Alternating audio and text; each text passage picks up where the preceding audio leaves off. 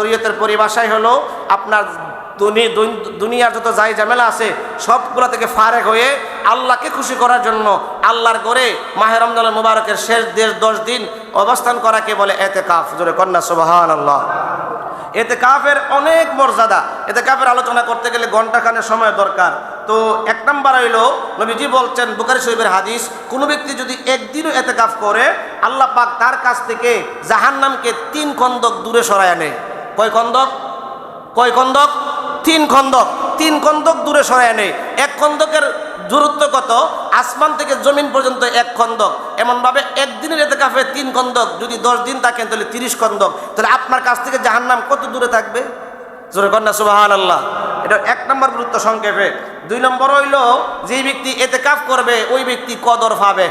ওই ব্যক্তি কি কদর পাবে? কোনো সন্দেহ নাই, নিঃসন্দেহে ওই ব্যক্তি আপনার কদর পেয়ে যাবে। আমরা 21, 23, 25, 27, 29 তালাশ করি। বিশেষ করে 27 তারিখ রোজন দেওয়ার 26 তারিখ দিবাগত রাত্রে আমরা সারা রাত কাটাই। যদি 25-এ হয়, যদি 29-এ হয়, আমরা তো আর পাইলাম না। এতে কাপকারী ব্যক্তি নবীজি বলছেন, সে যদি ঘুমিয়েও থাকে তার উপর দিয়ে এতে কাপ আপনার কদর যাবে। এই জন্য যে ব্যক্তি এতে কাপ করবে সেই ব্যক্তি কদর পাবে, যে রাত্রটা 1000 মাসের চাইতে উত্তম। জোরে কন্যা সুবহানাল্লাহ। এই জন্য আল্লাহ রাসূল প্রথম বছর যখন রোজা ফরজ হয়েছে, যখন রোজা ফরজ হয়েছে, আল্লাহ রাসূল সাল্লাল্লাহু আলাইহি সাল্লাম আপনার 30 দিন ইতিকাফ করছে। কতদিন? 30 দিন। প্রথম 10 দিন করার পরে ফেরেশতায়ে কয়, ইয়া রাসূলুল্লাহ, আপনার কদর তো 10 দিনে নাই, মাদ্দের 10 দিনে। মাদ্দের 10 দিন করার পরে কয়, ইয়া রাসূলুল্লাহ, শেষের 10 দিনে। এরপর থেকে আমার নবীজি দুনিয়া থেকে যাওয়ার আগ পর্যন্ত প্রত্যেক বছর শেষের 10 দিনে ইতিকাফ করছেন। সাহাবীরা করছেন, নবীজির স্ত্রীরা ওনাদের ঘরের মধ্যে ইতিকাফ করছেন। জোরে কন্যা সুবহানাল্লাহ। 3 নম্বর হইল, ইতিকাফকারী ব্যক্তি যদি মসজিদে আসার পরে সে মনে করেন রাস্তায় একটা কাটা জিনিস পড়ে রয়েছে, সরাতে পারে না, জানাজায় অংশগ্রহণ করতে পারে না, কোনো লোক অসুস্থ যায় দেখতে পারে না, কিছু সামাজিক কাজ আছে এগুলোতে অংশগ্রহণ করতে পারে না, না পারলেও ইতিকাফে থাকার কারণে এগুলির সওয়াব আল্লাহ পাক তার আমলনামায় দিয়া দিবে। জোরে কন্যা সুবহানাল্লাহ। 3 নম্বর হইল, আল্লাহ ক্ষমা করে দিবেন। কি করে দিবেন? ক্ষমা করে দিবেন। কারণ আপনি তো দুনিয়ার সব সাইরে আল্লাহর গড়ায় পড়ছেন। কার গড়? আল্লাহর গড়ায়, আল্লাহর চাদরে ধরে লাইছেন। দেখবেন ছেলে মেয়ে যদি বাপ মার কাপড়ের কোনার ধরে আব্বা 10টা টিয়া দিতে হইব, 50 টাকা দিয়ে আপনার মেজাজ গরম, ধমক মারছেন, দেন নাই, কিন্তু সে দৈরি রয়েছে, সারে নাই। কিছুক্ষণ পরে 1 ঘন্টা পরে দিয়া দেও, অথবা আপনি ফকরতে খুলে দিয়া লাইবেন, মায়া লাগবে। কি লাগবে? ওই সময় ধমক মারছেন, এখন মায়া লাগবে। এই জন্য আল্লাহর ঘরে যখন আপনি চলে আসবেন, আল্লাহ বলবে, এই আমার বান্দারা দুনিয়ার সব সাইরা, ছেলে মেয়ে বিবি বাচ্চা ধন সম্পদ সব সাইরা আমার ঘরে এসে পড়ছে, আমার চাদর হয়ে বলছে, আমি আমার বান্দারে ক্ষমা করে দিলাম। জোরে কন্যা সুবহানাল্লাহ। এরপর হইল, আল্লাহর সাথে সম্পর্ক হয়। আপনি যখন আল্লাহর ঘরে চলে আসলেন, আল্লাহর মেহমান হইয়া, কিছুই আপনার আর নাই, দুনিয়ার কিচ্ছু নাই, আপনি আল্লাহর মেহমান হয়ে গেলেন। এরপরে আপনার 6 নম্বর হইল, যেই ব্যক্তি ইতিকাফ করবে, নবীজি বলছেন, ফা ইন্নান নাবিয়্যা সাল্লাল্লাহু আলাইহি সাল্লাম মান ইতাকাফা আশরা ফি রমাদান কানা কা হাজ্জাতাইন ওয়া উমরাতাইন। যেই ব্যক্তি ইতিকাফ করবে ওই ব্যক্তির আমলনামায় 2টা কবুল হজ এবং 2টা কবুল উমরার সওয়াব দিবেন। জোরে কন্যা সুবহানাল্লাহ। 2টা কবুল হজ, আপনি 7 লাখ টাকা দিয়ে হজ করবেন, কবুল হয়েছে নি বলতে পারবেন? কিন্তু আল্লাহ রাসূল বলছেন, ইতিকাফ করলে, ইতিকাফটা যদি সঠিক হয়, 2টা কবুল হজ এবং 2টা কবুল উমরার সওয়াব। জোরে কন্যা সুবহানাল্লাহ। এর চেয়ে বড় সুযোগ আর হইতে পারে? জোরে কন্যা হইতে পারে? এই জন্য নবীজি বলছেন, ক্বালা রাসূলুল্লাহ সাল্লাল্লাহু আলাইহি সাল্লাম, মুতাকিফু ওয়া ইয়াতাকিফুজ যুনুব ওয়া ইউজা লাহু বিল হাসানা কামালিন হাসানা। অনেক বড় হাদিস। ইতিকাফকারী গুনাহ হইতে দূরে থাকে বলিয়া তাহার আমলনামায় অন্যান্য নেককারের সমস্ত নেকের সমান সওয়াব লেখা হয়। জোরে কন্যা সুবহানাল্লাহ। ইতিকাফকারী গুনাহ হইতে বিরত থেকে বলিয়া সব মানুষের সওয়াব তার আমলনামায় লেখা হয়, সমান সওয়াব তার আমলনামায় লেখা হয়। জোরে কন্যা সুবহানাল্লাহ। এখন আপনাদের কাছে আমার একটা প্রশ্ন, ইতিকাফ তো আমরা দেখি যে সুন্নতে মুআক্কাদাল কিফায়া, আমরা কি করি? বুড়া সুরা মানুষ যদি থাকতে পারতো না, এদিকে ফাটাই। এদিকে ইতিকাফ কি তাদের জন্য নাকি সকল মুসলমানের জন্য? আমার প্রশ্ন হইল, আল্লাহ রাসূল জীবনে একবার সারে নাই, এখন আমরা এমনও আছি জীবনে একবার করি নাই। এখন যদি আমার মরণ হয়ে যায়, আল্লাহ যদি জিজ্ঞাসা, আমার রসুল একবারে সারে নাই জীবনে, তুমি একবারে করো নাই, আমরা জবাব কি? কোনো জবাব আছে? এই জন্য নিয়ত করেছি আজকে আমি এই বছর ইতিকাফে বসবো, কারণ বয়স তো 40-এর উপর হয়ে গেছে। আমি এই পর্যন্ত বসি নাই, ওয়াজকালি করলাম, ওই নিজে তো বসলাম না। মনটার মধ্যে আজকে বড় কষ্ট, যখন এই হাদিস শরীফ পড়লাম যে নবীজি যদি জিগায়, উম্মত আমি জীবনে একদিন এতেকাফ সারি নাই, 1 বছর সারে নাই, তুমি কবার করছো? কি জবাব দিব? মরণ তো কালকে হইতে পারে, রমজানের শেষে হইতে পারে। এই জন্য আমি এতেকাফে বসবো এই বছর ইনশাল্লাহ। আমার জন্য তো বসা আসলে সহজ, মসজিদে থাকা, মসজিদে খাওয়া, আমি তো মসজিদে থাকি, তো এই জন্য বাইরেতে পারবো না আর কি। মসজিদের জন্য আমি এতেকাফ এই বছর নিয়ত করছি। আমার যুবক ভাই যারা আছেন তাদের সুযোগ আছে, আমি করি সুযোগ নাই, সুযোগ করে আলন। জীবন বহুত সুযোগ আসবে, বহুত কিছু আসবে। এতেকাফের মধ্যে বসেন, এটা গুরুত্বপূর্ণ একটা কাজ। এর চেয়ে বড় গুরুত্বপূর্ণ, এর চেয়ে বড় ইবাদতপূর্ণ কাজ আর হইতে পারে না। সব ছেড়ে দিয়া আল্লাহর ঘরের মধ্যে আপনি ঢুকে যাবেন, আল্লাহর চাদরের নিচে ঢুকে যাবেন। আপনি যে দোয়া করবেন, যদি আল্লাহ পাক সেই দোয়া কবুল করবে, আপনার চাওয়া আল্লাহ পূরণ করবে, আপনার আশা আল্লাহ পূরণ করবে। এই জন্য নিয়ত করেন, আরো 3-4 দিন সময় আছে। আমরা 20 রমাদান নূর নবীজির দান দান শহীদ জঙ্গে উহুদ ময়দানে আল্লাহুম্মা সাল্লি মাওলানা মুহাম্মদ ওয়া আলা আলিহি মাওলানা লা ইলাহা ও লা ইলাহা ও লা ইলাহা ও লা ইলাহা ও লা ইলাহা ও লা ইলাহা লা ইলাহা ইল্লাল্লাহু মুহাম্মাদুর রাসূলুল্লাহ সাল্লাল্লাহু আলাইহি ওয়াসাল্লাম। মুআজ্জাজ মুহতারাম, সম্মানিত মুসল্লিয়ানে কেরাম, মুরিব্বানে জাম, যুবক ভাইয়েরা, এলাকার পর্দানশীন মা ও বোনেরা, সকলের প্রতি সালাম। আসসালামু আলাইকুম ওয়া রাহমাতুল্লাহি ওয়া বারাকাতুহু। মহান আল্লাহ পাক রব্বুল ইজ্জতের দরবারে লক্ষ কোটি শুকরিয়া জ্ঞাপন করব যে আল্লাহ পাক রব্বুল আলামিন আমাদেরকে পবিত্র মাহে রমজানুল মুবারকের 16তম দিনে 3য় জুমার নামাজে অংশগ্রহণ করার তৌফিকটুকু দিয়েছেন। এজন্য সবাই শুকরিয়া তান বলে আলহামদুলিল্লাহ। লক্ষ কোটি দুরূদ ও সালাম নবীজির কদম মুবারকে, যিনি সৃষ্টির মূল, কুল কায়নাতের সরদার, দুজাহানের বাদশা, উম্মতের কান্ডারি, সাইয়্যিদুল মুরসালিন, রাহমাতুল লিল আলামিন। যেই নবীকে আল্লাহ পাক না বানাইলে কিছুই বানাইতেন না, আল্লাহ পাক আমাদেরকে সেই নবীর উম্মত বানিয়েছেন। এজন্য সবাই শুকরিয়া তান বলে আলহামদুলিল্লাহ। প্রিয় শ্রোতী, প্রিয় মুসল্লিয়ানে কেরাম, আপনারা অবগত আছেন চলতেছে মাহে রমাদান। যে মাস হচ্ছে আত্মসংযমের মাস, যে মাস হচ্ছে বান্দা আল্লাহর নৈকট্য পাওয়ার মাস, যেই মাস হচ্ছে বান্দা আল্লাহর কাছ থেকে দাবি দাওয়া আদায় করার মাস, যেই মাস হচ্ছে বান্দা আল্লাহর কাছে তার কাকুতি মিনতি পেশ করার মাস। জোরে কন্যা সুবহানাল্লাহ। এই মাস আল্লাহ পাক রব্বুল আলামিন নবীর উম্মতকে দিয়েছেন। যেই মাসটা এতই সম্মানী, এতই মর্যাদাপূর্ণ, প্রত্যেকটা সেকেন্ড, প্রত্যেকটা মুহূর্ত আল্লাহর কাছে অনেক অনেক দামি। জোরে কন্যা সুবহানাল্লাহ। তো আমরা গত জুমায় রোজার গুরুত্বপূর্ণ কিছু মাসলা মাসাইল নিয়ে আলোচনা করেছিলাম। তো আজকে বিশেষ করে রোজার কিছু কথা বাকি রয়ে গেছে, রোজার আদব। আমরা যে রোজা রাখতেছি, আমাদের রোজাটা সহি হওয়ার জন্য, শুদ্ধ হওয়ার জন্য কিছু আদব আছে। সেই আদবগুলি আমাদেরকে মানতে হবে। আল্লাহ পাক রব্বুল আলামিন রোজার বিধান সূরাতুল বাকারার আপনার 183 নম্বর আয়াত থেকে আপনার 87 নম্বর আয়াত পর্যন্ত ডিটেলস বর্ণনা, সব কিছুর বর্ণনা আল্লাহ পাক দিয়েছেন। জোরে কন্যা সুবহানাল্লাহ। আমরা মাহে রমজান মুবারক পাইলাম। আল্লাহ পাক রব্বুল আলামিনের দরবারে শুকরিয়া। এই মাহে রমাদানুল মুবারক আমাদের কারো জন্য জীবনের শেষ মাহে রমাদান মুবারক হইতে পারে। পারে কি পারে না? জোরে কন্যা পারে কি পারে না? এই জন্য মাহে রমজানুল মুবারকের আদব বজায় রেখে আমাদেরকে রোজা রাখা দরকার আছে না নাই? কারণ এই মাসটা একটা রাত্র এই মাসের মধ্যে 1000 মাসের চাইতে উত্তম। জোরে কন্যা সুবহানাল্লাহ। যেই মাসের একটা রাত হচ্ছে আল্লাহ পাক রব্বুল আলামিনের দরবারে হাজার মাসের চাইতে উত্তম। জোরে কন্যা সুবহানাল্লাহ। এটা হচ্ছে মাহে রমাদানুল মুবারক। জোরে কন্যা আল্লাহু আকবার। মাহে রমজানুল মুবারক আল্লাহ পাক আমাদের উপর রোজা ফরজ করেছেন, তদ্রূপভাবে রোজা পালন করার কিছু নিয়ম কানুন আল্লাহ দিয়েছেন, কায়দা কানুন আল্লাহ দিয়েছেন। আল্লাহ পাক রব্বুল আলামিন রোজা যেমন ফরজ করেছেন, পাশাপাশি কিছু নিয়ম কানুনগুলো আল্লাহ পাক আমাদের উপর আপনার দায়িত্ব হিসেবে বর্তে দিয়েছেন। যেমন রোজার আদব, এক নম্বর আদব হইল চোখের হেফাজত করা। চোখের কি হেফাজত করা?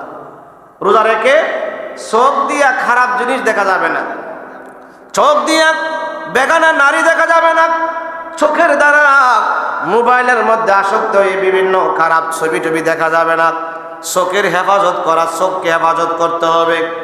যদি রোজা রাখা অবস্থায় আপনি চোখ দিয়া খারাপ জিনিস দেখেন, খারাপ সিনারি দেখেন, বেগানা নারী দেখেন, তাহলে আপনার রোজার আদব হবে না, রোজা শুদ্ধ হবে না, রোজা পরিপূর্ণ হবে না। রোজাকে পরিপূর্ণ করতে হলে আদবগুলি দরকার। জোরে কন্যা সুবহানাল্লাহ। এক নম্বর আদব হইল চোখের আদব। কিসের আদব?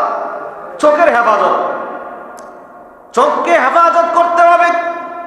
চোখ দিয়া যদি আপনি খারাপ জিনিস দেখেন, চোখ দিয়া যদি আপনি খারাপ জিনিসের দিকে থাকান, খারাপ জিনিসের দিকে নজর দেন, তাহলে আপনার রোজা হালকা হয়ে যাবে, রোজার সওয়াব কমে যাবে, রোজা পূর্ণাঙ্গ হবে না, রোজা শুদ্ধ হবে না।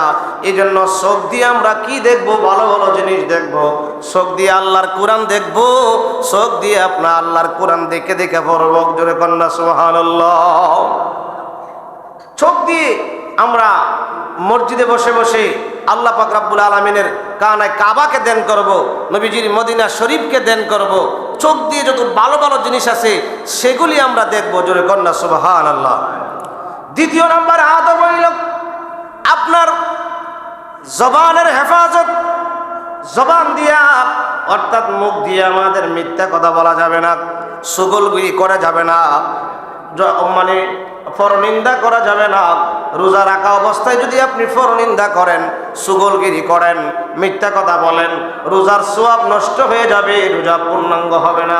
তাহলে সুবে সাদেক থেকে নিয়ে সূর্যাস্ত পর্যন্ত এই যে 12-13 ঘন্টা সময় আমরা উপোস থাকলাম, শুধু উপোসই থাকা হবে, রোজার কোনো সওয়াব আল্লাহ দিবে না। সওয়াব কি দিবে না? এই জন্য জবানের হেফাজত করতে হবে। জবানের হেফাজত করতে হবে, জবানের হেফাজত করতে হবে। কাউকে গালি দেওয়া যাবে না, কাউকে মন্দ বলা যাবে না, উঁচু বাক্যে কথা বলা যাবে না, কার সাথে ঝগড়ায় লিপ্ত হওয়া যাবে না।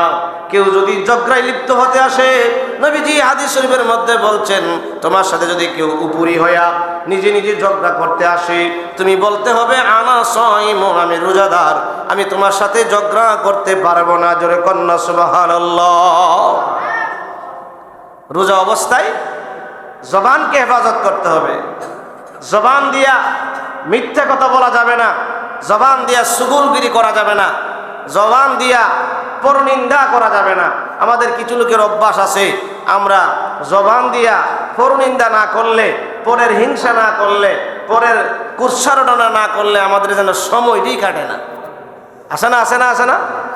শুধু উপোস থাকলো, আমার নবীজি বলেন ওই ব্যক্তি শুধু উপোস থাকলো, তার রোজার দ্বারা কোনো ফল হবে না, তার রোজার দ্বারা কোনো উপকার হবে না, তার রোজার দ্বারা কোনো ফায়দা হবে না, তার রোজার দ্বারা কোনো লাভ হবে না। সে ব্যক্তি যেন শুধু উপোস থাকলো সকাল থেকে নিয়ে সন্ধ্যা পর্যন্ত, তার রোজার কোনো সওয়াব তার আমলনামায় হবে না। তাহলে জবান দিয়ে মিথ্যা বলা যাবে, রাত বললে সারা দিনের কষ্টের রোজা শেষ। জবান দিয়া চুগলখড়ি করা যাবে না, পরনিন্দা করা যাবে না, পরের গীবত করা যাবে না। গীবত তো এটা একটা মজার জিনিস। ইমুক খুব খারাপ, আবার ইমুকের কাছে গেলে তোমার মতন বালা মানুষ নাই। ওভারের কাছে যায় ইমুক আরে মানে কুস্তা জানে না, কিচ্ছু জানে না, মূর্খ মানুষ। আবার সামনাসামনি আসলে আরে আপনার মতন কোনো হুজুরই না, আপনি অনেক কিছু জানেন, আমি বড় আলেম। এরকম ধরনের লোক কিছু আছে না নাই? হ্যাঁ, পরনিন্দা। আপনার ছোট্টখাটো দোষও যদি থাকে এটিকে বড় করে প্রকাশ করা মানুষের কাছে, এটার নাম হইল পরনিন্দা।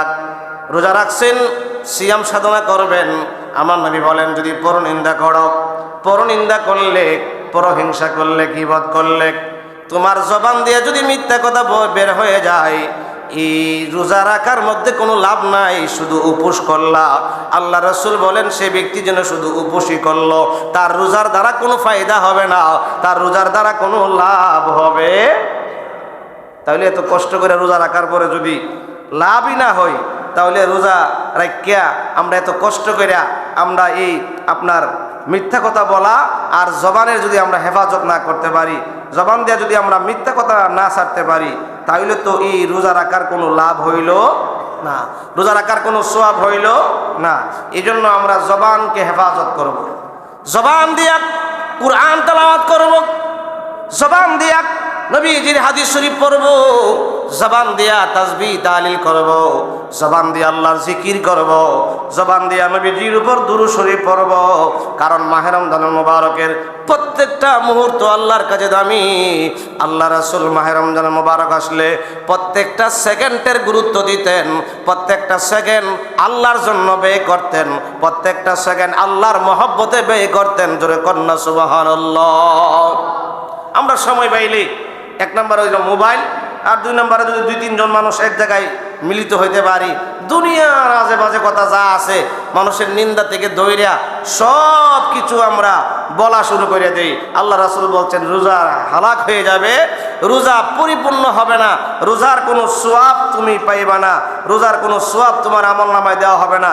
তুমি শুধু উপোসী থাকবা, বলবা আমি তো রোজা রাখলাম, সওয়াব কই? ওই যে তুমি 5-6 জন মিললে এক জায়গায় আড্ডা দিলা, দুনিয়াবি বাজে কথা বললা, কামের কোনো কথা বললা না, তোমার জবান দিয়া জবানের হেফাজত হইল না। এই জন্য সারা বছর আমরা বিভিন্ন ধরনের কাজ খারাপ করি, কিন্তু রমজান মুবারক মাস আসলে আমাদেরকে কি করতে হবে? বিশেষ করে আমাদেরকে মাহে রমজান মুবারক আসলে আমাদের জবানকে হেফাজত করতে হবে। জোরে কন্যা সুবহানাল্লাহ। মিথ্যা কথা বলা যাবে? চুগলখড়ি, হিংসা, পরনিন্দা, এগুলি আমাদের নিত্যদিনের সাথী হয়ে গেছে, আমাদের বন্ধু হয়ে গেছে। বললে বড় ভালো লাগে, নাহলে পেটের ভাত হজম হয় না। এগুলি যাদের অভ্যাস আছে ছেড়ে দিবেন। সারা বছর তো ছাড়বেনই, মাহে রমজানে একেবারেই করা যাবে না। করার মাধ্যমে আপনার এত কষ্টের ইবাদত, এত দামি ইবাদত হইতে পারে এই বছরের ইবাদতটাই আপনি আমার জীবনের শেষ ইবাদত। আমরা আর আগামী বছর নাও পাইতে পারি, ঠিক কিনা বলেন? ঠিক কিনা বলেন? নাও পাইতে পারি। এই জন্য আমরা বিশেষ করে এই মাসে রমজানুল মুবারকে জবান দিয়ে আমরা কুরআন তেলাওয়াত করব। কুরআন তেলাওয়াত, আমার মুসল্লিদের মধ্যে অনেকেই কোরআন তেলাওয়াত করতে পারেন না। বারবার আপনাদেরকে আহ্বান করা হয়েছে, ডাকা হয়েছে, দাওয়াত দেওয়া হয়েছে যে একটা লোক কিচ্ছুই পারে না, সে যদি চেষ্টা করে মাহে রমজান মুবারকের 25 দিন 25টা ঘন্টা সময় দেয়, কায়দা থেকে নিয়ে শুরু করি আমায় পরে সে কোরআন পড়তে পারে। পারে কি পারে না? মানুষ চেষ্টা করলে পারে না এমন কোনো জিনিস নাই। যার বাস্তবিক প্রমাণ আপনাদের মধ্যে আছে, যেমন আমাদের মসজিদের সম্মানিত সভাপতি সাহেব, তারপরে দিলওয়ার মোল্লা, এমনভাবে এই প্রায় 6-7 জন যাদেরকে আমি আগামী নিয়ে চিন্তাধারা করছি আগামী শুক্রবারে তাদেরকে কোরআন শরীফ দিব। সবাই কোন আলহামদুলিল্লাহ। এরা কি আগে পড়ছে? টুকটাক চেষ্টা করছে, আর এখন ইদানিং কিছুদিন ধরে পড়তেছে। কারণ একজন মানুষ চেষ্টা করলে বয়স যদিও 60-70 হয়ে যায়, শিক্ষা সম্ভব আল্লাহর কোরআন। আল্লাহর কোরআন কিন্তু এত কঠিন না। আল্লাহ কোরআন কি এত কঠিন না যে কয়জন, যে 6-7 জনের মতন কোরআন শরীফ তাদেরকে দেওয়া হবে, তারা কিন্তু আপনার মানে সুন্দর করে এখন রিডিং পড়তে পারে।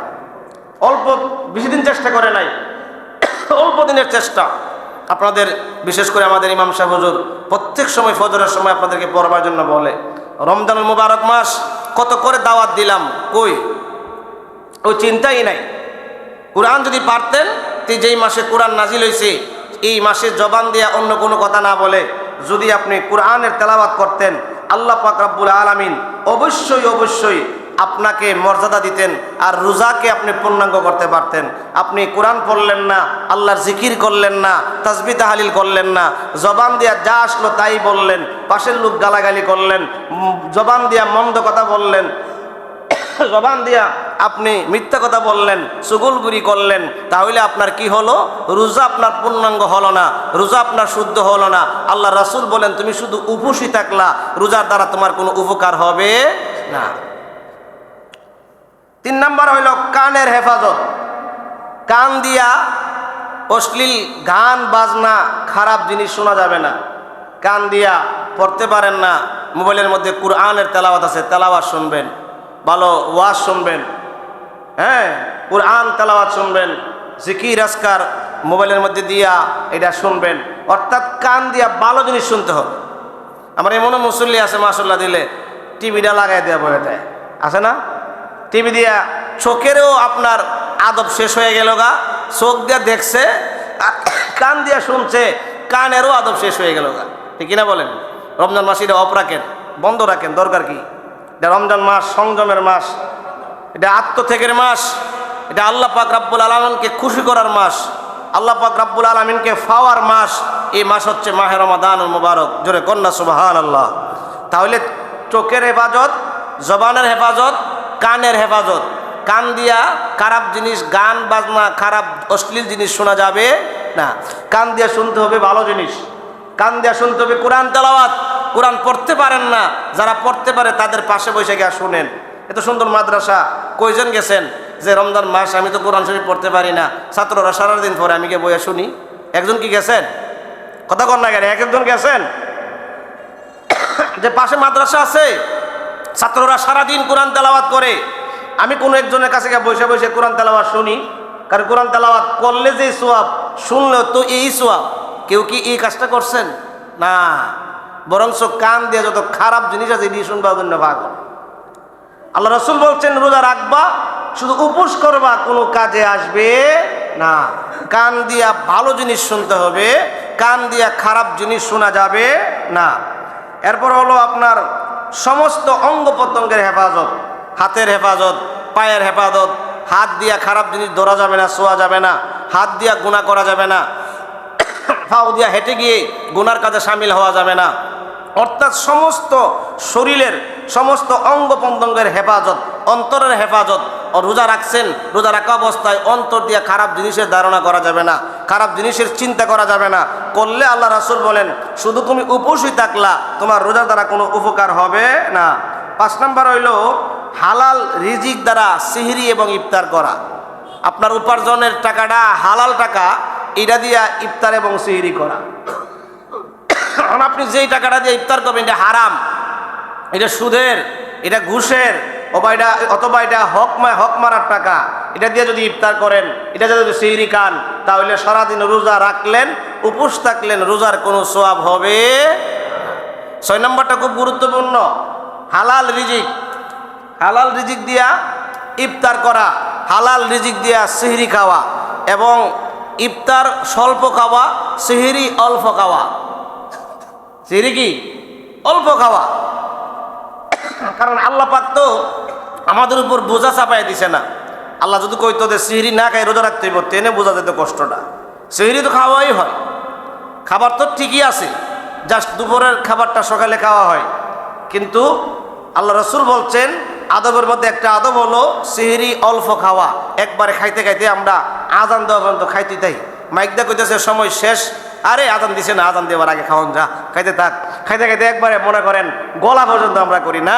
আল্লাহ রাসূল বলছেন এটা সুন্নত না, অল্প খাইবা আর ইফতারের সময় স্বল্প খাইবা। আমাদের অভ্যাস হইলো ইফতারি আইটেম বানাইতে মা বোনদের অবস্থা টাইট হয়ে যায়, আসরের নামাজ কাজা হয়ে চলে যায়, মাগরিবের ওয়াক্ত চলে যায়, দোয়া করবার টাইম থাকে না। অথচ ইফতারির সামনে লইয়া দোয়া করা, দোয়া কবুল হয়। জোরে কন্যা সুবহানাল্লাহ। আযান এবং ইকামতের মাঝখানের দোয়া কবুল। আযান হয়েছে জোরে, আপনি মসজিদে আসলেন, ইকামতের আগ পর্যন্ত যে সময়টা, সুন্নত পড়ার পরে অনেক টাইম থাকে, এই সময় আল্লাহর দরবারে দোয়া করলে দোয়াটা কবুল। দোয়াটা কি? কবুল। অথচ এই সময় আমরা খালি গড়ির আর ফাইল চাকাই, কোন সময় 1:15 বাজবো, ঠিক না? আমরা গড়ির দিকে তাকাই, আমরা বিভিন্ন চিন্তা ভাবনা করি, বিভিন্ন কথাবার্তা বলি না। আযান এবং ইকামতের যে সময়টা, বুখারী শরীফের মধ্যে নবীজি বলছেন এই সময় দোয়া কবুল, আর ইফতারের পূর্ব মুহূর্তের দোয়া কবুল। জোরে কন্যা সুবহানাল্লাহ। তো এই সময় দোয়া করবো তো দূরের কথা, মা বোনরা ইফতারির আইটেম বানাইতে দেখা গেল যে আপনার অবস্থা কাহিল হয়ে যায়। আমাদেরও দোয়া করবার আর টাইম থাকে না, যেই মাত্র হুজুরের মসজিদে আজান দিয়ে দিল, খাওয়া যে শুরু করি, এশারের রাত পর্যন্ত খাই, এরপর আবার তারাবি পড়ে গিয়ে আবার স্টার্ট না। আল্লাহ রসুলের আদব বলছে, রোজার আদব হলো সিহরিতে অল্প এবং ইফতারে স্বল্প, এত বেশি না, এত বেশি না, মধ্যম পন্থা অবলম্বন করা নবীর সুন্নত। জোরে কন্যা সুবহানাল্লাহ। এই হইল রোজার আদব।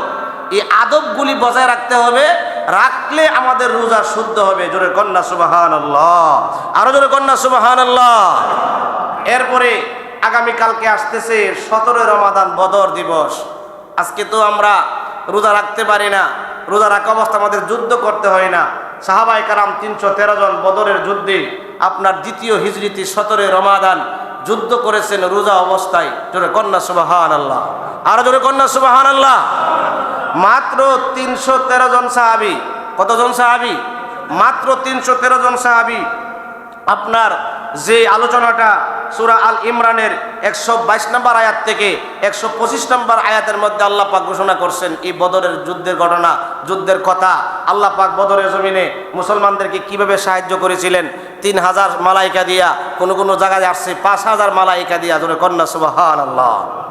এই যুদ্ধটা হয়েছিল, বদরের যুদ্ধটা হয়েছিল আপনার মাহে রমজানুল মুবারকের 17 রমাদান। কত রমাদান? 17 রমাদান। সাহাবীর সংখ্যা 313। নবীজি বদরের প্রান্তরে উপস্থিত। এই বছর প্রথম রোজা ফরজ হয়েছে। সকালবেলা যুদ্ধ শুরু হবে, সাহাবায়ে কেরাম রোজা অবস্থায়। কাফের বিমানদের হাতে অনেক অস্ত্র ছিল, তলোয়ার ছিল। সাহাবীদের হাতে কোনো তলোয়ার ছিল না, ভারী অস্ত্র ছিল না, তাদের ঘোড়া ছিল না, তারা এত সাজসজ্জিত ছিল না, তারা ছিল দুর্বল অবস্থায়। আল্লাহ রাসূল বললেন, এ সাহাবীরা, তোমরা কি যুদ্ধ করতে প্রস্তুত? সাহাবীরা 313 জন বলছিল, ইয়া রাসূলুল্লাহ, ইয়া হাবিবাল্লাহ, আপনি নবীর অর্ডারে আমরা জীবন দিতে দ্বিধা করি না। আপনি নবী বললে আমরা জাফায়া কইরা জীবন দিয়া দিব। জোরে কন্যা সুবহানাল্লাহ। সাহাবীরা কই, ইয়া রাসূলুল্লাহ, ইয়া হাবিবাল্লাহ, নবী গো, আপনার অর্ডারে আমরা জীবন দিতে প্রস্তুত আছি ইয়া রাসূলুল্লাহ। আমার নবী কই, সাহাবীরা তোমরা তো রোজা। সাহাবীরা কই, ইয়া রাসূলুল্লাহ, জীবনের প্রথম বছর রোজা এই বছর ফরজ হয়েছে। জীবনের প্রথম রোজা, আমরা রোজা ভাঙব না। রোজা অবস্থায় আমরা জিহাদ করব, যুদ্ধ করব। তখন আপনার রোজা অবস্থায় যে মানে রোজা সারা যায়, ওই বিধান নাজিল হয় নাই। সাহাবায়ে কেরাম নবীজির সঙ্গে আপনার মানে ওয়াদা দিলেন, ইয়া রাসূলুল্লাহ, আপনার জন্য আমরা জীবন দিয়ে দিব, রোজা ছাড়বো না। যদি যুদ্ধ করতে করতে আমাদের মরণ হয়ে যায়, রোজা অবস্থায় আরো তো আমরা উত্তম। জোরে কন্যা সুবহানাল্লাহ। বদর মদিনা থেকে 80 মাইল দূরে একটা গ্রাম বদর। যারা উমরাতে গেছেন, হজে গেছেন, ওই বদরের প্রান্তরটা একটা জায়গার নিচু আর একটা জায়গা উঁচা জায়গার মধ্যে দাঁড়ায়া মানুষ দোয়া করে, যেখানে প্লেকার্ডের মধ্যে 14 জন সাহাবী যারা শহীদ হয়েছে তাদের নাম মুবারক সুন্দর করে লেখা। এবার সাহাবায়ে কেরাম 313 জন দাঁড়াইছে নিচে, আর মক্কার কাফেররা দাঁড়াইছে উপরে। যুদ্ধের প্রস্তুতি, যুদ্ধ শুরু হয়ে যাবে। এবার যুদ্ধ যখন শুরু হয়ে যাবে, আমার নবীজি সাহাবায়ে কেরামদেরকে ডেকে ডেকে বলছিল, সাহাবীরা তোমরা কোনো অসুবিধা আসেনি? সাহাবীরা বলছিল, ইয়া রাসূলুল্লাহ, নবী গো, আমরা যে নিচে দাঁড়াইলাম জায়গাগুলি বালুর মধ্যে পা রাখা যায় না। বালুর কারণে পা দিয়ে আমরা দূর দিলে বালু উঠে চোখের মধ্যে কম দেখি। ইয়া রাসূলুল্লাহ, আমাদের বড় সমস্যা হয়। আল্লাহ রাসূল সঙ্গে সঙ্গে আল্লাহর কাছে চাইলেন, আল্লাহ, আমার সাহাবীদের তো যুদ্ধ করতে সমস্যা হয়, এরা উপর থেকে তীর মারে, পাথর মারে, আমার সাহাবীরা নিচে, আমার সাহাবীদের নিচে নরম মাটি, আমার সাহাবীদের নিচে বালি, সাহাবীরা হাঁটতে সমস্যা হয়। আল্লাহ পাক রব্বুল আলামিন নবীজি চাইলে যা চাইতেন সঙ্গে সঙ্গে দিয়া দিতেন, কারণ আমার নবীর মতন মুস্তাজিবুদ দাওয়া পৃথিবীর জমিনে কোনো নবীকে আল্লাহ দেয় নাই। জোরে কন্যা সুবহানাল্লাহ। নবীজি চাইলেন, আল্লাহ পাক সঙ্গে সঙ্গে বৃষ্টি দিয়া দিলেন। বৃষ্টির কারণে আবার নিচের যে বালিগুলি ছিল এগুলি শক্ত হয়ে গেল, উপরের যে পাথরের জায়গা ছিল শক্ত জায়গা এগুলি পিচ্ছিল হয়ে গেছে। জোরে কন্যা আল্লাহু আকবার। আমার নবী বলেন, সাহাবীরা আর কোনো অসুবিধা আসেনি? ইয়া রাসূলুল্লাহ, আমরা দাঁড়াইলাম সূর্যের বরাবর, তারা হইলো সূর্য পিছন দিয়ে দাঁড়াইছে, সূর্যটা আমাদের চোখে লাগে, আমরা তো যুদ্ধ করতে ব্যাঘাত হবে। আল্লাহ রাসূল দেরি করে নাই, আল্লাহ দরবারে চাইলেন, আল্লাহ আমার সাহাবীরা যুদ্ধ করবে, সারাদিন তারা রোজা রাখা অবস্থায়, ইসলামের প্রথম রোজা, প্রথম বছরের রোজা, ও আল্লাহ সূর্য তাদের চোখের মধ্যে লাগে। আল্লাহ রাসূল বলতে দেরি, আল্লাহ পাক একটা মেঘের মালা, ছায়া মেঘের মালাও সূর্যের মুখের মধ্যে ধরে দিছে, সাহাবীদের কোনো সমস্যা হয় নাই যুদ্ধ করতে। জোরে কন্যা সুবহানাল্লাহ। এবার আমার নবী বলেন, ও সাহাবীরা আর কোনো সমস্যা আসেনি? ইয়া রাসূলুল্লাহ, ইয়া হাবিবাল্লাহ, নবী গো একটা সমস্যা তো বড় সমস্যা। সাহাবীরা বলে, ইয়া রাসূলুল্লাহ কাফিরদের বেঈমানদের হাতে তলোয়ার, আমাদের হাতে তো তলোয়ার নাই, তীর নাই, আমরা কেমনে যুদ্ধ করব? আল্লাহ পাক রব্বুল আলামিনকে ডাক দিলেন, আল্লাহ আমার সাহাবীরা কেমনে যুদ্ধ করবে? আল্লাহ পাক বলেন, বন্ধু আমি তো আছি। আল্লাহ আপনি আছেন, কিন্তু আমার সাহাবীদের হাতে তীর নাই, তলোয়ার নাই। আল্লাহ কই, বন্ধু ওই যে বদরের প্রান্তরে খেজুরের ডালগুলি দেখা যায়, আপনি নবীজি ডালগুলি কেটে কেটে সাহাবায়ে কেরামের হাতের মধ্যে দেন। আপনি নবীর হাত মুবারক লাগায়া লাগায়া খেজুরের ডালগুলি যখন সাহাবায়ে কেরামের হাতে দিবেন, আমি আল্লাহ প্রত্যেকটা খেজুরের ডালকে শক্ত তলোয়ার বানায়া দিব। জোরে কন্যা সুবহানাল্লাহ। আল্লাহ বানাইতে পারে কি পারে না? জোরে কন্যা পারে কি পারে না? আল্লাহ পাক রব্বুল আলামিন এবার তলোয়ার হয়ে গেল। ইয়া রাসূলুল্লাহ তারা তো তীর মারবে, আমার কাছে তো আমাদের কাছে তীর নাই। আল্লাহর কাছে চাইলে আল্লাহ রাসূল, আল্লাহ পাক বলেন, ও বন্ধু আপনার কি মনে নাই মক্কার জমিনে আবু জাহিল মুট কইরা পাথর নিয়ে এসে বলতো, এগুলি কে? আপনি বলেন, আপনাকে বলাই নাই, আপনার জবান দিয়া বলাই নাই, পাথরের জবান দিয়ে আমি আল্লাহ পাক কথা বলাইয়া দিছি। ওই যে বদরের প্রান্তরে পাথরের হাতে দেন, সাহাবায়ে কেরাম যখন ওই পাথরের কণাগুলি দিয়া কাফেরদের দিকে আঘাত করবে, আমি আল্লাহ পাক প্রত্যেকটা পাথরের কণাকে তীরের চাইতে শক্তিশালী বানায়া তাদের শরীরে লাগায়া দিব। জোরে কন্যা আল্লাহু আকবার। যুদ্ধ শুরু হয়ে গেছে, বদরের যুদ্ধ, ইসলামের প্রথম যুদ্ধ। 313 জন, কাফেরের সংখ্যা 1000-এর উপরে, সাজসজ্জিত অবস্থায়, সাহাবীদের হাতে হলো খেজুরের ডাল। জোরে কন্যা আল্লাহু আকবার, আরো জোরে কন্যা আল্লাহু আকবার। যুদ্ধ আমার নবীজি নিজে নিজে পরিচালনা করতেছেন, ইসলামের প্রথম যুদ্ধ, 313 জন সাহাবী। এবার যুদ্ধ চলতেছে চলতেছে, যুদ্ধ চলতেছে, সাহাবায়ে কেরাম বীর বিক্রমের মতন যুদ্ধ করতেছে। একজন সাহাবী আইসা কই, ইয়া রাসূলুল্লাহ, ইয়া হাবিবাল্লাহ, নবী গো আমরা দেখি একজন কাফের, কিন্তু পাশে দেখি অন্য লোক দেখা যায়। আল্লাহ রাসূল সঙ্গে সঙ্গে তাকায়া দেখে তারা মানুষ না, তারা জিন জাতি, শয়তান জিন জাতি। ওই মক্কার কাফেরদের পক্ষ নিয়ে যুদ্ধের জমিনে নামছে। আল্লাহ পাকের দরবারে আরজি করা মাত্র আল্লাহ পাক 5000 ফেরেশতা পাঠায়া মক্কার দয়ার নবী, মায়ার নবীজির মদিনার সাহাবীদেরকে সাহায্য করেছেন। জোরে কন্যা সুবহানাল্লাহ। এই আলোচনাটা আপনার সূরা আল ইমরানের 122 নম্বর আয়াত থেকে 25 নম্বর আয়াতে আপনার সুন্দরভাবে আল্লাহ পাক করেছেন। অনেক লম্বা কথা বলতে গেলে অনেক সময়ের দরকার, জন্য মেন পয়েন্টগুলো আমি বলতেছি। আল্লাহ পাক রব্বুল আলামিন 5000 ফেরেশতা দিয়ে আল্লাহ পাক রব্বুল আলামিন সাহাবীদেরকে শক্তি বাড়ায়া দিলেন। যুদ্ধ চলতেছে, সাহাবীরা যুদ্ধ করতেছে। একজন সাহাবী আয়েশা বলেন, ইয়া রাসূলুল্লাহ, আমার নবীজির সামনে আসলেন। আসার পরে আমার নবী দেখতেছে তার চোখ দুইটা উপরে আপনার চেহারার মধ্যে, গালের মধ্যে ঝুলে পড়ে গেছে। সাহাবীর চোখ দুইটা বের হয়ে গেছে। আল্লাহ রাসূলের কাছে আসছে, ইয়া রাসূলুল্লাহ আমি কি করব? আল্লাহ রাসূল বলেন, ওরে সাহাবী তুমি কি চোখ চাও না জান্নাত চাও? জোরে কন্যা সুবহানাল্লাহ। সাহাবী তুমি কি চোখ চাও না জান্নাত চাও? যে সাহাবীর নাম হচ্ছে হযরতে কাতাদা রাদিয়াল্লাহু তাআলা। তুমি কি চোখ চাও না তোমার জান্নাত চাও? আমরা তো হইলে জান্নাত চাইলাম। সাহাবী কই, ইয়া রাসূলুল্লাহ, নবী গো জান্নাত আমি চাই না, চোখ আমার দরকার। জোরে কন্যা আল্লাহু আকবার। আল্লাহ রাসূল দেরি করে নাই, যুদ্ধ চলতেছে, নবীজির জবান মুবারক থেকে একটু তুতু মুবারক লইয়া ওই চোখের উপর মালিশ করে দিলেন। কইরা দুইটা চোখ যেমন ভাবে ছিল চোখের জায়গার মধ্যে বসায়া দিছে। বসায়া দিতে দেরি সাহাবী কাতাদা বর্ণনা করেন আমার চোখ দুইটা ভালো হয়ে গেল। আল্লাহ রাসূল বলেন, সাহাবী রে জান্নাত চাইলা না চোখ চাইলা কারণ কি? সাহাবী ডাক দিয়া কই, ইয়া রাসূলুল্লাহ, ইয়া হাবিবাল্লাহ, নবী গো, যেই নবীজির তুতু মুবারক আমার চোখের মধ্যে লাগবে, ওই নবীজির তুতু মুবারক চোখে লাগবে, চক্ষু বালা হওয়ার পরে নবীরে দেখব। জান্নাতের চাইতে নবী দেখাটা তো অনেক বালা, অনেক উত্তম। জোরে কন্না আল্লাহু আকবার। কোন দেশে বাস করি ভাই? আজকে এমন দেশে বাস করি কালিমার মধ্যে নবীর নাম সরাই দিছে। হুজুর বইটা কই আছে রে হুজুর? বইটা রুমনা গেছি বাজারে, এক বই দিছে উত্তম নামাজ শিক্ষা, আপনার আহলে হাদিসের বড় হুজুর লেখছে। এই বইয়ের মধ্যে, বইটা তো আনার দরকার ছিল, বইটার মধ্যে আপনার সুন্দর করে লেখছে কালিমায়ে তাইয়্যিবা লা ইলাহা ইল্লাল্লাহ। জোরে কর নাউজুবিল্লাহ। এরা কোনো মুসলমান হইতে পারে? আজকে আমার সমাজের অনেক লোক সেই দিকে দৌড়ায়, সেই দিকে চিন্তা করে। জোরে কর নাউজুবিল্লাহ। শুধু লা ইলাহা ইল্লাল্লাহ, আরে লা ইলাহা ইল্লাল্লাহ কিয়ামত পর্যন্ত বলতে পারবে ইমানদার না, মুসলমান না, মুসলমান না। কারণ যতক্ষণ পর্যন্ত লা ইলাহা ইল্লাল্লাহ মুহাম্মাদুর রাসূলুল্লাহ না বলবে, ততক্ষণ পর্যন্ত মুসলমান না, ততক্ষণ পর্যন্ত মুসলমান না, ততক্ষণ পর্যন্ত ইমানদার না, মুমিন না। ঠিক কিনা বলেন?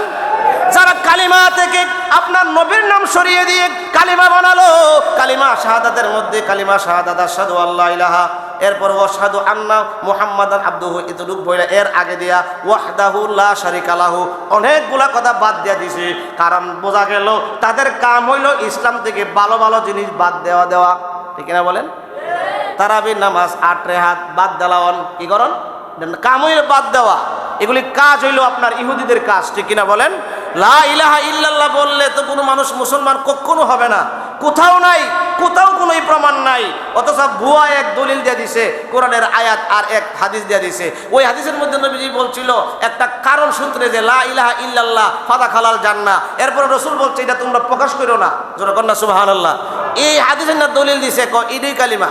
জোরে কর নাউজুবিল্লাহ, আরো জোরে কর নাউজুবিল্লাহ। কোন দেশে আমরা বসবাস করি আর কাদের কথায় আজকে মানুষ দৌড়ায়? নামাজের মধ্যে সূরা ফাতিহা পড়তে হবে, নাইলে নামাজ হবে না। ইমাম সাহেবের সাথে সূরা ফাতিহা পড়তে হবে, সব পড়তে হবে, নাইলে নামাজ হবে না। তাহলে ইমাম রে মানলো কই? নিজে নিজে বললেই তো চলে? হ্যাঁ, কিচ্ছুই ইসলামের সঠিকভাবে কিচ্ছুই হচ্ছে না। কালিমা তাওহীদ নিজে নিজে বানাই লাইছে। সানারা যদি আপনি পড়েন তাহলে মাথা গরম হয়ে যাবে। এটা কইতে বানাইছে না আল্লাহ জানে।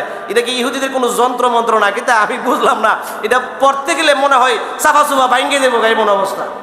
এটা হলো তাশাহুদ, এটা হলো আপনার সানা। জোরে কর নাউজুবিল্লাহ, আরো জোরে কর নাউজুবিল্লাহ। আমি তো এগুলো বিশ্বাস করতাম না। এত সুন্দর কিতাব যখন এদের মসজিদের সামনে গেছি, হুজুর নেন, এটা হলো আমাদের সবচেয়ে সহি কিতাব, এটার মাধ্যমে আমরা নামাজ শিক্ষা, এটার মাধ্যমে আমাদের ঈমান শিক্ষা। জোরে কর নাউজুবিল্লাহ, আরো জোরে কর নাউজুবিল্লাহ। কালিমা লা ইলাহা ইল্লাল্লাহ, আরে আজীবন লা ইলাহা ইল্লাল্লাহ বলতে পারবেন, ইমানদার না, ইমানদার না যতক্ষণ পর্যন্ত মুহাম্মাদুর রাসূলুল্লাহ না বলবেন। কারণ আল্লাহ মানা নবী মানা নয়, নবী মানলে আল্লাহ মানা হয়। ঠিক কিনা বলেন? এই জন্য তো আল্লাহ বলছেন, আল্লাহ তো কোনো জায়গায় বলে না খালি আমারে ভালোবাসো, আমারে ভালোবাসো, আমার ইতাআত করো, আমার ইতাআত করো। আল্লাহ কয় আমার বন্ধুর ইতাআত করো, আমার ইতাআত হবে। আমার বন্ধুরে ভালোবাসো, আমার ভালোবাসা হবে। আতিউল্লাহ ওয়া আতিউর রাসূল, আগে রাসূলের ইতাআত করো, আল্লাহর ইতাআত হয়ে যাবে। রাসূলকে ভালোবাসো, আল্লাহর ভালোবাসা হয়ে যাবে। জোরে কোন আল্লাহু আকবার। রাসূলকে ভালোবাসো, আল্লাহর ভালোবাসা হয়ে যাবে। রাসূলের ইতাআত করো, আল্লাহর ইতাআত হয়ে যাবে। এর রাসূলবাদ, কালিমাতেই রাসূল নাই। জোরে কোন নাউজুবিল্লাহ, আরো জোরে কোন নাউজুবিল্লাহ। মসজিদে এক পাশে আল্লাহর নাম, আরেক পাশে নবীর নাম। মসজিদে নববীতে আছে, মসজিদে খুবাতে আছে, মক্কার সকল মসজিদে আছে। শুধু নবীর নাম নয়, আপনার সমস্ত কালিমাটা আছে, লা ইলাহা ইল্লাল্লাহ মুহাম্মাদুর রাসূলুল্লাহ। শুধু নবীর নাম নয়, সাহাবায়ে কেরামের নাম আছে। ইমাম বুখারীর নাম মসজিদে নববীতে আছে, ইমাম শাফির নাম মসজিদে নববীতে লেখা আছে। জোরে কোন না সুবহানাল্লাহ। আজকে বাংলাদেশে নব্য মুসলমান তারা বলতেছে মসজিদে আল্লাহর নামের পাশে নবীর নাম লেখা যাবে না। এরা কোনো মুসলমান হতে পারে না। ঠিক কিনা বলেন? কাদের পিছে দৌড়ান, কাদের পিছে দৌড়ান? সাবধান, ঈমান আপনার নিয়ে যাবে। কারণ আল্লাহ রাসূল বলছেন ঈমান নেওয়ার সময় তারা এমনভাবে নিব তার চেয়ে বড় হুজুর আর পৃথিবীতে মনে হয় নাই। তার চেয়ে কি আর বড় হুজুর নাই। সহি নামাজ শিক্ষা আপনার আব্দুল কুদ্দুস সাহেব এবং আরো অনেক বড় বড় উলামায়ে কেরাম এটার বরাত দিছে। বরাত দিয়া কিতাবটা লেখছে আপনার ওই যে কালিমায়ে তাইয়্যিবা, দেখেন সুন্দর কইরা, লা ইলাহা ইল্লাল্লাহ, এটা হলো কালিমায়ে তাইয়্যিবা। এটা কি কালিমায়ে তাইয়্যিবা? আচ্ছা, ওই সে কালিমা তাইয়্যিবা, কালিমায়ে শাহাদাত আশহাদু আল্লা ইলাহা ইল্লাল্লাহু ওয়া আশহাদু আন্না মুহাম্মাদান আবদুহু ওয়া রাসূলুহু, শেষ। মাঝখানটা কি অনেক নাই। এরপর আসেন কালিমায়ে তাওহীদ, লা ইলাহা ইল্লা আনতা ওয়াহদাহু লা শারীকা লাহু লাহুল মুলকু ওয়া লাহুল হামদু ওয়া হুয়া আলা কুল্লি শাইইন কাদির। এটা কি কালিমা তাওহীদ? তো সবই তো বাদ দিয়েছে, নিজের মন গড়া সব, কি নিজের মন গড়া। আর যে আপনার সানার কথা বলছিলাম, আপনার সানা যদি পড়েন, এই সানা তো আমি এটা পড়তে পারতাম না। আল্লাহুম্মা ইয়া ইদ্দু বাইনি ও বাইনা খাতায়া কামা বাদাত বাইনা মাশরিকি ওয়াল মাগরিবি আল্লাহুম্মা নাক্কিনি মিনাল খাতায়া। কার কি মন কঠিন, এটা পড়নি জানা, এটা কি কোন মন্ত্র জানে আল্লাহ পাকই ভালো জানে। জোরে কর নাউজুবিল্লাহ, আরো জোরে কর নাউজুবিল্লাহ। যারা কালিমা থেকে নবীর নাম বাদ দেয় এরা কোনোদিন মুসলমান হতে পারে। আর সাজিমে আল্লাহর নামের সাথে নবীজির নাম মুবারক আছে না নাই? 340 বছর কাঁদলেন। সহি হাদিস শরীফের মধ্যে আসছে 40 বছর কাঁদার পরে আদম আলাইহিস সালাম বলছিলেন, আল্লাহ আমাকে যখন আপনি সৃষ্টি করেছিলেন, আমাকে যখন বলছিলেন মাথা উঠান, আমি দেখতে পাইছিলাম আল্লাহ আপনার নামের সাথে একটা নাম লেখা, আপনি মনে হয় ওই নামটারে বেশি ভালোবাসেন, আল্লাহ ওই নামের উসিলায় আমারে মাফ করেন। সঙ্গে সঙ্গে আল্লাহ কই, এই আদম আরো আগে চাইলে না কেন? আগে বললে আগেই মাফ করে দিলাম। আমার বন্ধুর শান বুঝাইবার জন্য তোরে 340 বছর ঘুরাইছি, আমার বন্ধু ছাড়া উপায় নাই, আমার বন্ধু ছাড়া উপায় নাই। জোরে কন্যা আল্লাহু আকবার। কি বলবেন মিয়া, কোন দেশে বসবাস করি? আল্লাহ পাক এসব দাজ্জাল আর কাজ্জাব থেকে আমাদেরকে হেফাজত করুক, বলুন আমিন। আর তো কিছু প্রমাণ লাগে না, কালিমাতে লা ইলাহা ইল্লাল্লাহ। ওদিন শুনতাম যে এরা কালিমা লা ইলাহা ইল্লাল্লাহর পরে নবীর নাম বরাবর লেহে না, নিচে লেহে। এখন নিচেও নাই, একবারে নাই। মুসলমানের মগজ কই গেছে দেখেন, কই গেছে মগজ দেখেন। কিসের জন্য এগুলি করেন? আল্লাহ পাক রব্বুল আলামিন হেফাজত করুক, বলুন আমিন। আলোচনার মুডটুই ঘুরে গেছে গা। যাক, যেই কথাটা বলতেছিলাম, বদরের যুদ্ধ, সাহাবীরা নবীর জন্য জীবন দিবে, জোরে কন্যা সুবহানাল্লাহ। আর আমার নবী আল্লাহর কাছে যেটা চাইতে দেরি হয়, আল্লাহ দিতে দেরি হয়। সব ভালো হয়ে গেছে, জোরে কন্যা সুবহানাল্লাহ। দুইজন যুবক, এই অনেক যুবক বাইরে আছেন আজকে ইসলামের জন্য, আপনার ইসলাম বুঝতে চান না, ইসলামে আপনারা আসতে চান না। দুইজন যুবক ডেকে ডেকে আব্দুর রহমান ইবনে আউফ, একজন মুরব্বী সাহাবী, বলছিল, ও চাচা, আবু জাহেল কোথায়? ছোট ছোট বেটা, আবু জাহেল কি করবে? আবু জাহেলের নেতা। ও চাচা, আমরা শুনেছি আবু জাহিল না মক্কার জমিনে আমরা নবীরে বড় কষ্ট দিছে। আমরা নবী নামাজের সেজদায় গেলে পচা উঠে নারী বুড়ি চাপায়া দিছে। তায়েফের জমিনে যুবকদেরকে লেলায়া দিয়া আমরা নবীর উপর বৃষ্টি যেমন ভাবে পরে এমন ভাবে পাথর মারছে। আবু জাহিল্লারে দেখায়া দেন, আমরা দুই ভাই জীবিত থাকবো না, শহীদ হয়ে যাব, কিন্তু আবু জাহিল্লারে আস্তা মক্কায় যাইতে দিব না। আব্দুর রহমান ইবনে আউফ বলেন, যেই মাত্র দেখায়া দিলাম, দুইজন যুবক আবু জাহিল্লার উপর এমন ভাবে ঝাঁপায়া পড়লেন, গোড়া থেকে নামায় আবু জাহিল্লারে মারতে মারতে দুনিয়া থেকে বিদায় করে দিছে। দুইজনও বিদায় হয়ে গেছে। মক্কার কাফেররা কই উপায় নাই রে, 313 জন নবীর সাহাবী পাগল হয়ে গেছে রে, দৌড়া জান বাঁচাইতে হলে। তারা পিছন দিক দিয়ে দৌড়াইতে শুরু করলো, আর মুসলমানদের প্রথম যুদ্ধ বিজয় হয়ে গেল। জোরে কন্যা আল্লাহু আকবার। বদরে আবু জাহিল্লার কবর, বিশাল বড় পাথর দিয়ে দিছি ডিল আবু জাহিল্লার কবরের মধ্যে। যারা হজ করতে যায় এরা প্রত্যেকে মারে পাথর দিয়ে আবু জাহিল্লার কবরে। পাশেই আবু জাহিল্লার কবরটা বদরের এক কোণার মধ্যে। ওই পাশে হইলো আপনার যে পাহাড়ে ফেরেশতারা নাম ছিল, বিশাল বড় বালু পাহাড়, এখনো বালু একবারে মিহি বালু, মনে হয় সালন দিয়ে সাইক্কা সাইক্কা রাখছে, বালু সরে না। পাহাড়ের মধ্যে বিশাল পাহাড় উঁচা, অনেক উপর পর্যন্ত উঠলাম, কিন্তু আগায় যাওয়া যায় না। যতই উড়া যায় বোঝা যায় না বাড়তেছে, খালি বাড়তেছে। বালুর পাহাড়, এটা পাথরের পাহাড় ছিল, ফেরেশতারা নামার কারণে আল্লাহ পাক এটারে বালু বানাই দিয়েছে। জোরে কন্যা সুবহানাল্লাহ।